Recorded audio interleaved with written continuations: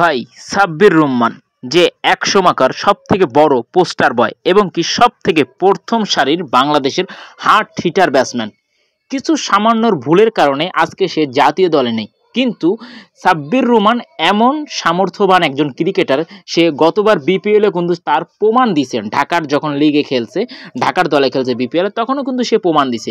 কিন্তু আজকেরা সাব্বির রহমান যে ব্যাটিংটা করছে, এখানে এনসিবিএল যেটা খেলা হয়েছে ওইখানে সাব্বির রহমান রাজশাহীর হয়ে কিন্তু ব্যাট করতে নামছে এবং কি ঢাকার বিপক্ষে। তখন কিন্তু সাব্বির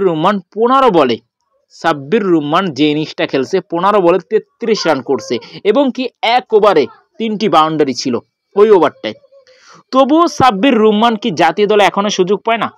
সাব্বির রহমানের কাছে শুধুমাত্র একসময়কার এইটাই আপনাদের কাছে প্রশ্ন ছিল যে সাব্বির রহমান পারফরমেন্স করতে পারছে না, তার জন্য সাব্বির রহমান জাতীয় দলে জায়গা পাচ্ছে না। কিন্তু যেখানে তাওহিদ হৃদয়ের মতন একজন মাজা ভাঙ্গা বাঘ, যেখানে একটা তাওহিদ হৃদয়ের মতন মাজা ভাঙ্গা প্লেয়ার, মাজা ভাঙ্গা বাঘ বলতে পারেন তারে, সেইখানে সাব্বির রহমান হাজার গুণে বেটার একটা অপশন। এখানে কেন সাব্বির রহমানকে আপনারা সুযোগ দিচ্ছেন না?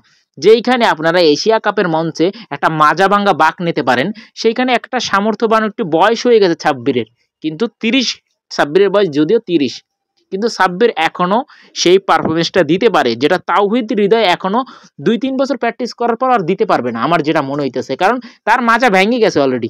ঠিক আছে, তো আপনারা যারা আছেন ক্রিকেটার বিশেষজ্ঞ, আমার মতো আমি একজন ক্রিকেটার ফ্যান, আমি চাই যে তাওহিদ হৃদয় অন্তপক্ষে এই যে নেক্সট ম্যাচ এশিয়া কাপের, এই ম্যাচ যেন সুযোগ না পায়, আর এটা জাতীয় দল দিয়ে আর বাদ দেওয়া উচিত। কারণ কি এখানে সাব্বির রহমানের মতন খেলোয়াড়রা সুযোগ পাচ্ছে না শুধুমাত্র কিছু মাচাভাঙ্গা প্লেয়ারের জন্য। তো আপনারা ভাই এরা বাদ দেন। আর সাব্বির রহমানের এই পারফরমেন্স যদি দেখে না থাকেন অবশ্যই যাই দেখে নেন, ঠিক আছে।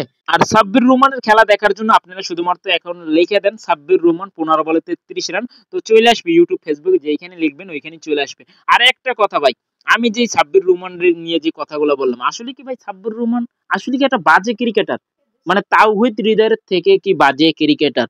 আমার তো ভাই কোনো অ্যাঙ্গেল থেকে মনে হইতেছে না। ঠিক আছে, যদিও এখানে কিসের জন্য সাব্বির রহমান জাতীয় দলে সুযোগ পাইতেছে না আমি বুঝতে পারতাছি না, কিন্তু সাকিব আল হাসানের কথাটা কিন্তু আমরা জানি যে সাকিব আল হাসান কেন জাতীয় দলে সুযোগ পাচ্ছে না। সাকিব আল হাসানের মতন তো সাব্বির রহমানের কোনো রেকর্ডে খারাপ নেই, তাই না? সাকিব আল হাসান একটা দুনিয়ায় পাপ করছে, ওই একটা পাপই সব থেকে বড় পাপ হয়ে গেছে।